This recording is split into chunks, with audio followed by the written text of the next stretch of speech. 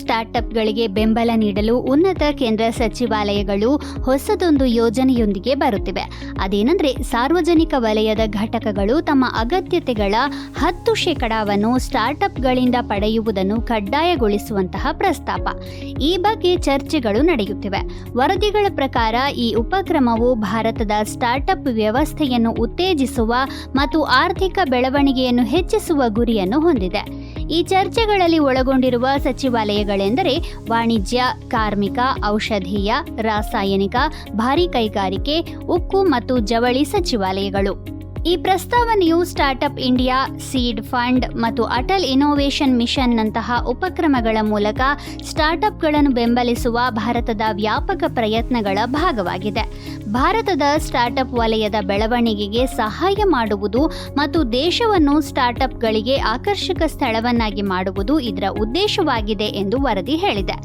ಈ ಪರಿಕಲ್ಪನೆಯು innovations for defence excellence ಫ್ರೇಮ್ವರ್ಕ್ಗೆ ಸಮಾನಾಂತರವಾಗಿದೆ. ತಾಂತ್ರಿಕ ಪ್ರಗತಿಯನ್ನು ಹೆಚ್ಚಿಸಲು ಸ್ಟಾರ್ಟ್ಅಪ್ಗಳಿಗೆ ಧನ ಸಹಾಯ ಮತ್ತು ಬೆಂಬಲ ನೀಡುವ ಮೂಲಕ ರಕ್ಷಣೆ ಮತ್ತು ಏರೋಸ್ಪೇಸ್ನಲ್ಲೂ ನಾವೀನ್ಯತೆಯನ್ನು ಉತ್ತೇಜಿಸುತ್ತದೆ. ಈ ಯೋಜನೆಯ ಕಲ್ಪನೆಯನ್ನು ಮೊದಲಿಗೆ 2024ರ ಮಧ್ಯದಲ್ಲಿ ಕಾರ್ಯದರ್ಶಿಗಳ ಗುಂಪೊಂದರಿಂದ ಪ್ರಸ್ತಾಪಿಸಲಾಗಿತ್ತು. ಸ್ಟಾರ್ಟ್ಅಪ್ಗಳಲ್ಲಿ ಸಂಶೋಧನೆ ಮತ್ತು ನಾವೀನ್ಯತೆಗಳನ್ನು ಹೆಚ್ಚಿಸುವುದು ಮುಂತಾದ ಇತರ ಸಲಹೆಗಳಿಗೆ ಇದು ಪೂರಕವಾಗಿದೆ. ಈ ನೀತಿಯ ಮೂಲಕ ಸ್ಟಾರ್ಟ್ಅಪ್ಗಳಿಗೆ ಸರ್ಕಾರಿ ಒಪ್ಪಂದಗಳಿಗೆ ಪ್ರವೇಶವನ್ನು ನೀಡುವುದರಿಂದ ಹೆಚ್ಚಿನ ಉದ್ಯೋಗಗಳನ್ನು ಸೃಷ್ಟಿಸಲು ಮತ್ತು ಆರ್ಥಿಕ ಬೆಳವಣಿಗೆಯನ್ನು ಹೆಚ್ಚಿಸಲು ಅವಕಾಶ ಮಾಡಿಕೊಟ್ಟಂತಾಗುತ್ತದೆ ಎಂದು ತಜ್ಞರು ಸೂಚಿಸುತ್ತಾರೆ. ಅಭಿವೃದ್ಧಿ ಹೊಂದುತ್ತಿರುವ ಭಾರತದ ಸ್ಟಾರ್ಟ್ಅಪ್ ಉದ್ಯಮ.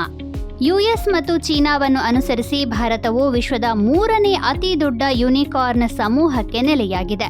2014 ಮತ್ತು 2023ರ ನಡುವೆ ದೇಶವು ಸ್ಟಾರ್ಟ್ಅಪ್ ಸ್ಥಾಪನೆ ಮತ್ತು ಹೂಡಿಕೆಯಲ್ಲಿ ಗಮನಾರ್ಹ ಏರಿಕೆಯನ್ನು ಕಂಡಿದೆ. ಈಗ ಭಾರತದಲ್ಲಿ 1,22,000ಕ್ಕೂ ಹೆಚ್ಚು ಟೆಕ್ ಸ್ಟಾರ್ಟ್ಅಪ್ಗಳು ಕಾರ್ಯನಿರ್ವಹಿಸುತ್ತಿವೆ.